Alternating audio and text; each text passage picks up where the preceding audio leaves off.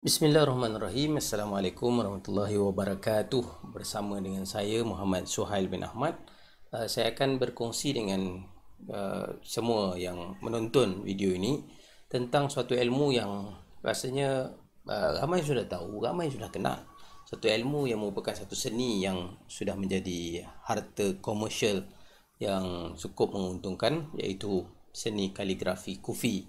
Tapi tak ramai di antara kita yang menyedari tentang asal-usul kufi ini, dan itu adalah perkara yang sangat penting bagi mereka yang ingin menceburi dalam bidang ilmu penulisan kaligrafi kufi ini. Kerana penulisan ini sendiri merupakan suatu penulisan yang mempunyai disiplinnya tersendiri, tetapi kebanyakan yang tidak mengikut disiplin ini adalah disebabkan mungkin kerana tidak mengetahui sejarah.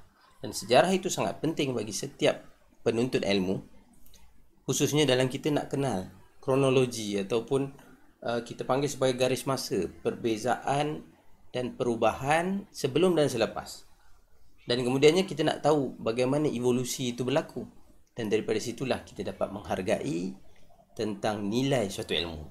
Jadi hari ini saya nak berkongsi kepada semua, kita ingin belajar sejarah tentang asas kepada kufi. Kita akan telusuri sejarah asas kufi, dan insya-Allah kita akan mulakan daripada sekarang. Kufi ini ataupun asas penulisan kaligrafi khususnya adalah sekitar segitiga ini, ya.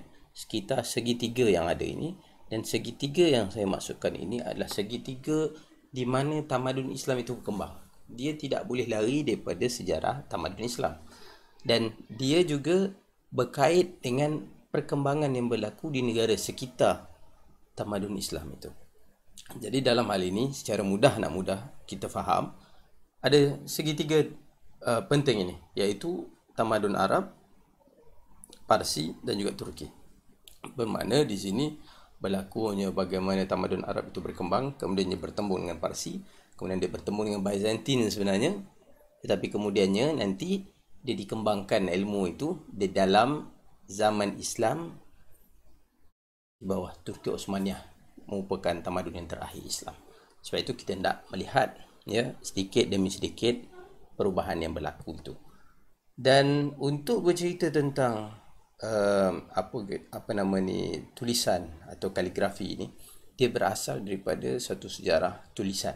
Maknanya tulisan kita kena tahu dululah di tiga rantau utama ini, yang mana kita mulakan dengan antaranya ialah Utara Afrika. Di mana di Utara Afrika, di situ terkenal dengan tulisannya tersendiri. Maknanya sebelum datang tulisan Arab ini, adanya tulisan mereka tersendiri, ya.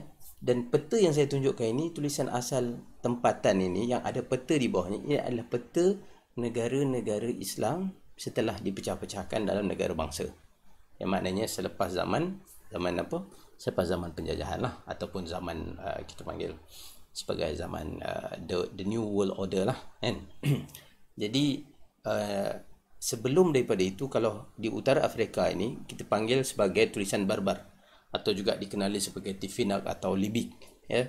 Dan tulisan ini sudah ada dan juga diamalkan dan digunakan di Afrika Utara sehingga ke Pulau Canary, dan ia diamalkan sejak abad yang kedua sebelum Masihi. Maknanya dua itu adalah 200 tahun sebelum Masihi.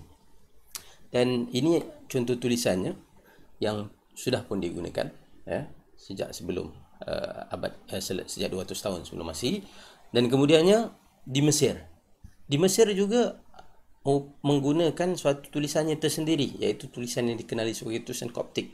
Juga telah menggunakan tulisan itu sejak abad kedua sebelum Masihi. Maknanya 200 tahun juga sebelum Masihi.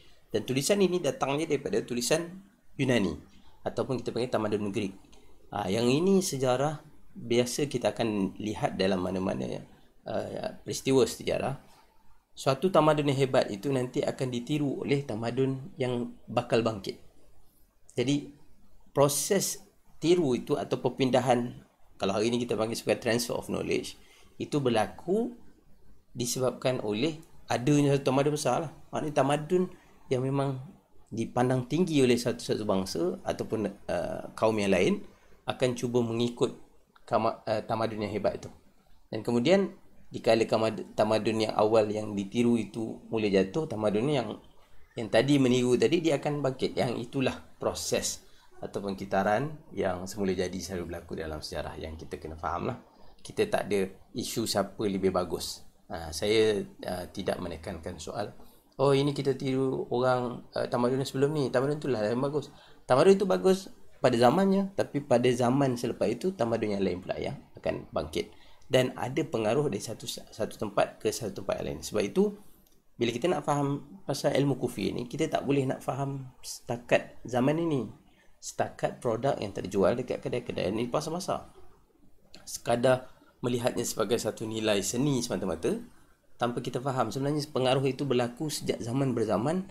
Dan macam mana pula kita di Asia Tenggara boleh juga belajar ilmu kufi, macam mana pergerakan ataupun proses perpindahan ilmu itu berlaku. Itu memerlukan kita kepada melihat sejarah dan juga garis masa.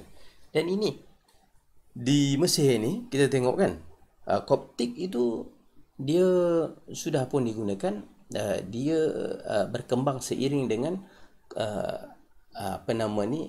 tulisan ini semakin berkembang seiring dengan perkembangan agama Kristian selepas itu pada abad yang ketiga, pada abad yang ketiga.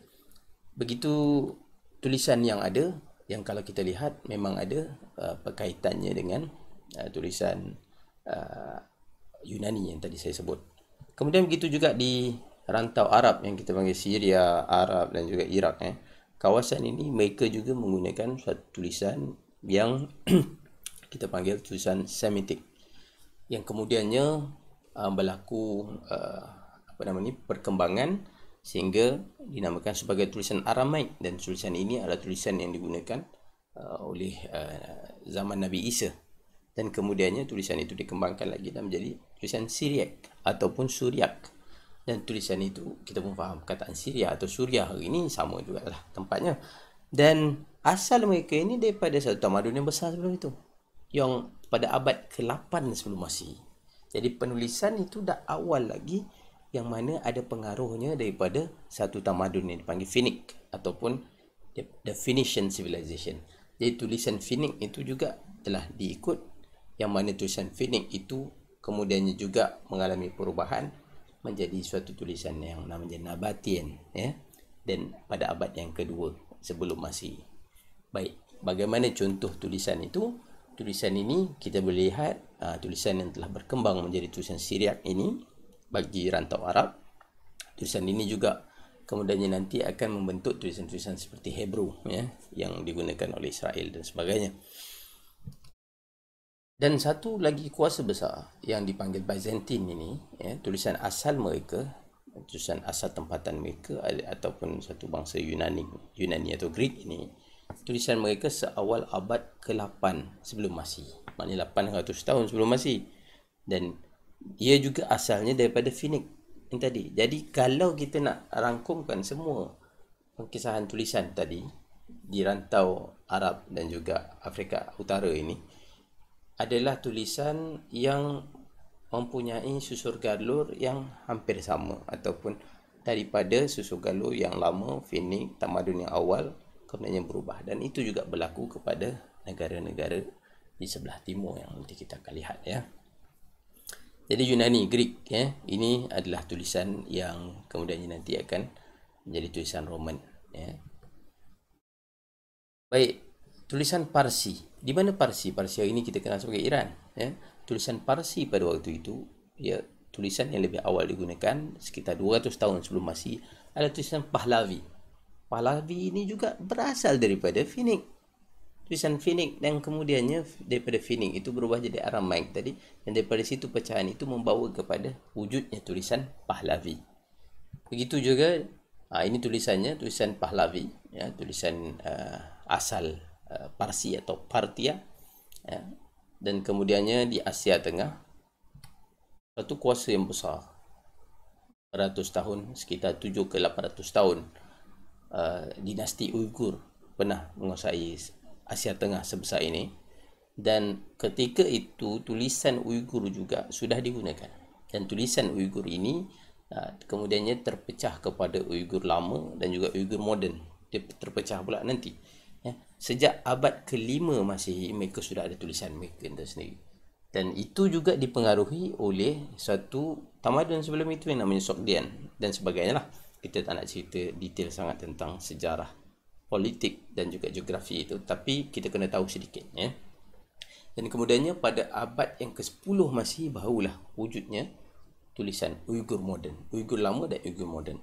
Dan inilah dia tulisan Uyghur, tulisan yang ditulis daripada atas ke bawah.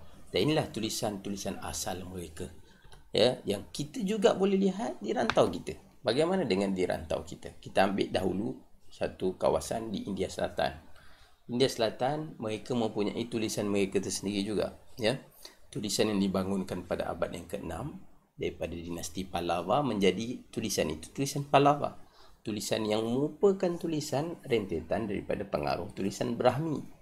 Dan tulisan ini nantinya dia memberi kesan bukan sahaja perkembangan tulisan di India, tetapi membawa kepada Asia Tenggara, seperti mana tulisan Sinhala di Sri Lanka kemudiannya bawa ke Jawa, ya, juga Kawi, ya, bahasa di alam Melayu, di Burma, di Thailand dan di Laos. Semua ini menggunakan tulisan yang mempunyai pengaruh daripada perkembangan tulisan daripada India ini.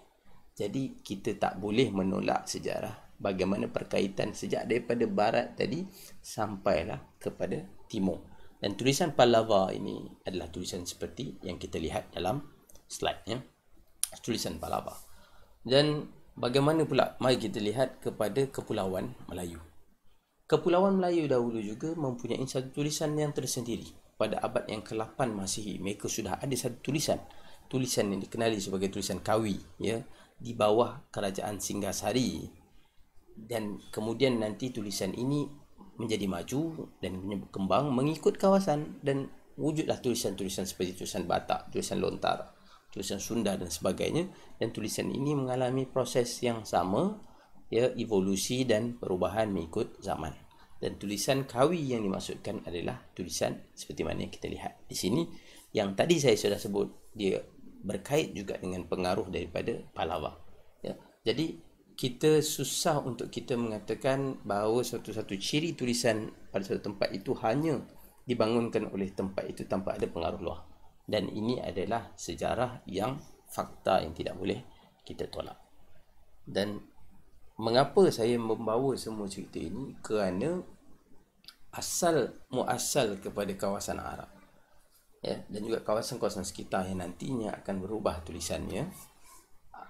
Mereka mempunyai tulisan mereka tersendiri. Jadi masing-masing ada tulisan tersendiri. Dan bagaimana pula mereka boleh bertukar tulisan nanti? Seperti mana proses pertukaran tulisan itu juga berlaku di dalam sejarah sebelum ini. Maknanya daripada Phoenix menjadi Nabatian, ya, kemudian jadi Aramaik dan sebagainya. Tadi yang kita dah tengok.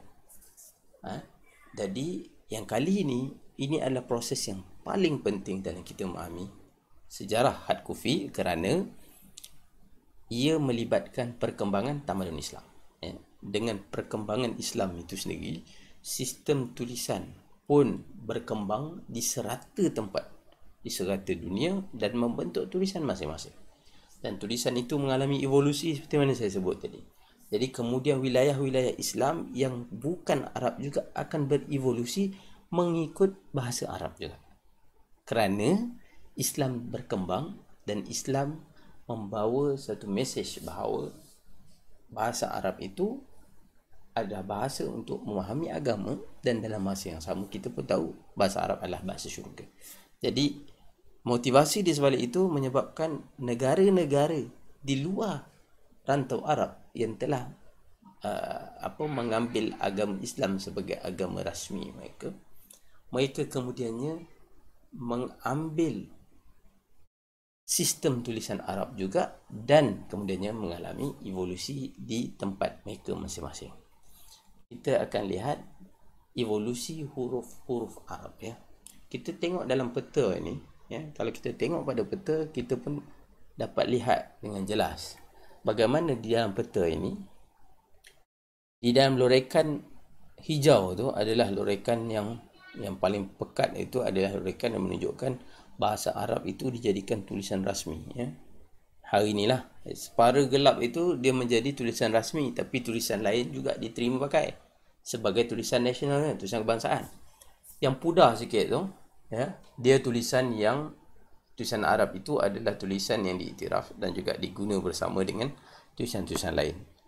Dan yang sangat pudar ataupun yang paling kabur sikit warna hijaunya itu adalah tulisan yang digunakan pada peringkat kawasan-kawasan tertentu saja, ataupun tulisan yang diguna pakai sebagai tulisan alternatif saja, tulisan alternatif. Jadi sebagai contoh, kita akan tengok nanti macam di China ada sebahagian tempat yang masih lagi menggunakan tulisan Arab.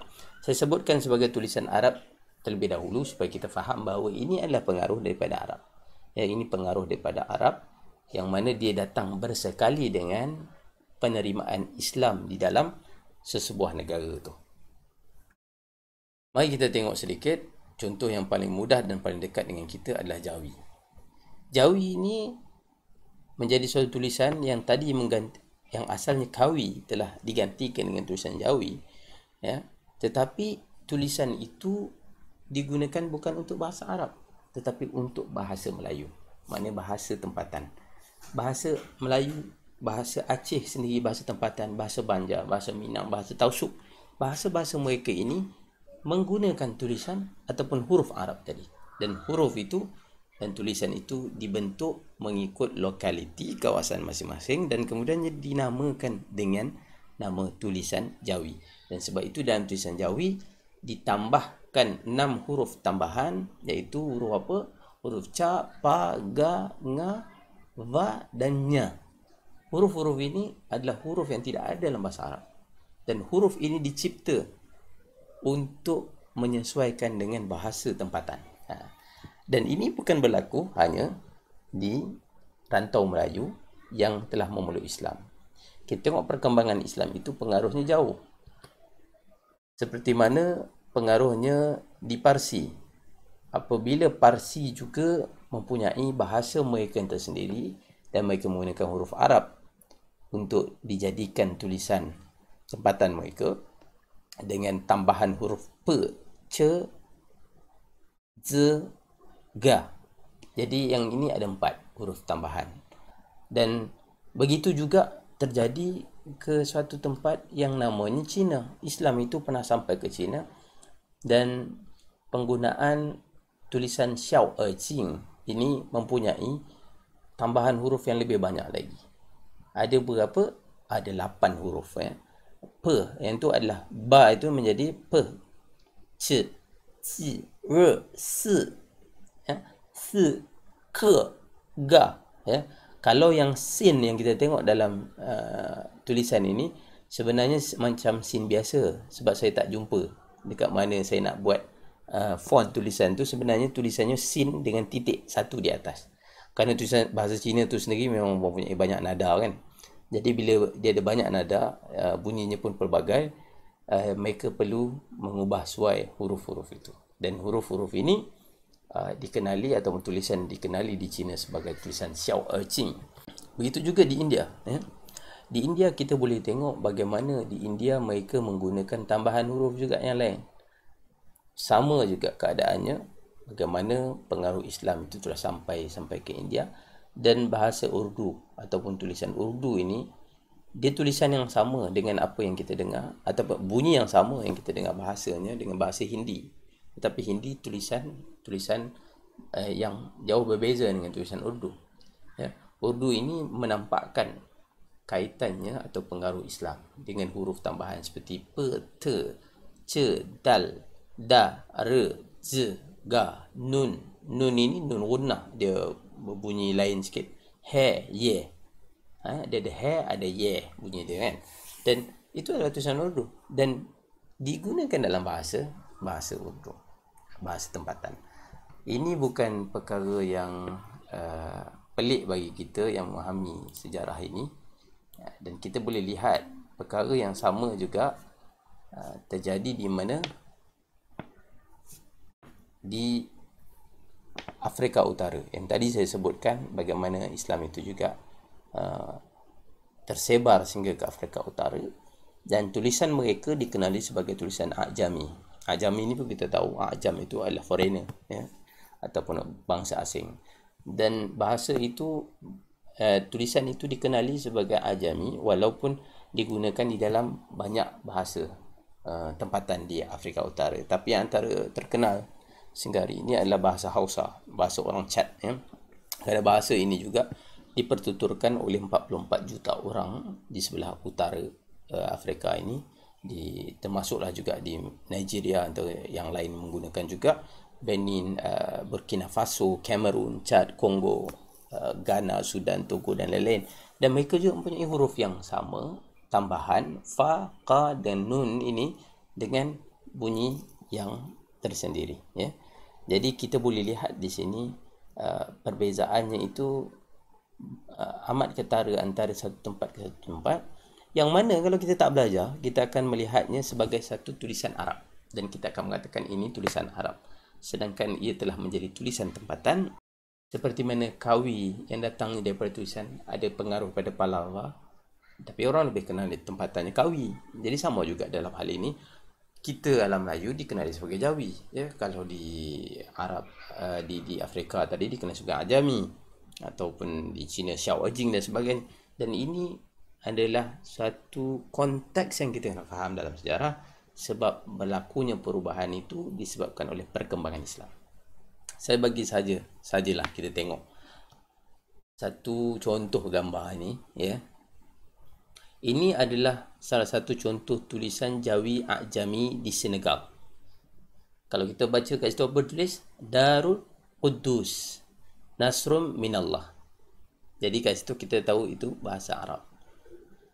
Dan kita, andai kata kita tak tahu wujudnya tulisan abjad Arab itu digunakan sebagai tulisan tempatan, kita akan jadi mengatakan tengok je daripada jauh. Lebih-lebih lagi kalau yang tak pandai pula baca bahasa Arab dan yang kata ini Arab dan ini memang ini adalah bahasa Arab lah. Sedangkan kalau kita tengok di bawah tu apa ditulis? Jai boleh desir.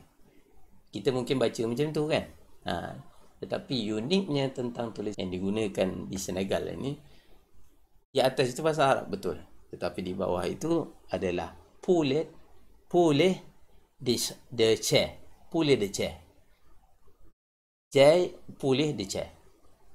Ini saya tak tahulah sebutan yang betulnya, sebab ini adalah bahasa Perancis sebenarnya. Mereka dijajah oleh Perancis dan kemudiannya mereka menggunakan bahasa Perancis ditulis dalam tulisan, saya sebut tulisan Jawi jugalah sebab kita faham dengan Jawi tu.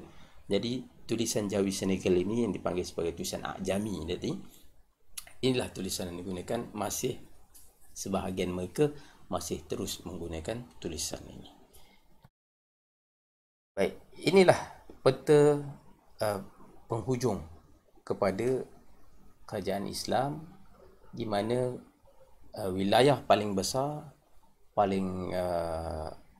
besar dalam sejarah terakhir kekhilafahan Islam ini adalah pada tahun 1683, di mana inilah wilayah di dalam pemerintahan Sultan yang ke-19, ya, Sultan Mehmed IV, di mana Osmaniyah telah melebar sehingga ke tahap ini. Sebelum itu, inilah paling besar. Yang mana sebelum tadi kita tengok memang lebih besar lagi pengaruh Islam itu, tetapi pada penghujung bermula 1683 mulalah jatuh, ya, serangan demi serangan dan sebagainya. Osmaniyah mula tidak lagi berkembang laju, kemudian ada tekanan lagi ekonomi dan sebagainya.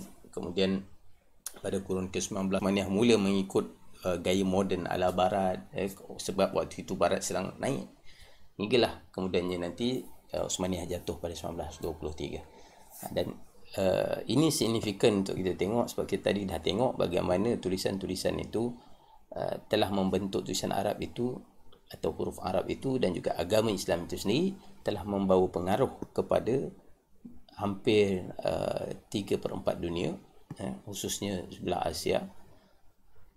Dan ia mempengaruhi juga tulisan-tulisan tempatan.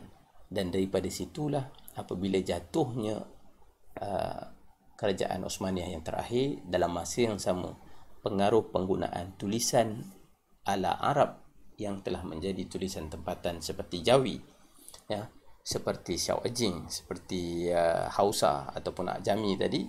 Tulisan-tulisan ini, Hindi juga, mula menjadi tulisan-tulisan yang bukan lagi tulisan rasmi. Dia telah diambil alih oleh satu tulisan yang kita kenal sebagai tulisan Rumi, ya. Dan wilayah paling awal yang telah menukar secara rasmi ini adalah wilayah yang berada di bahagian selatan Rusia, ya.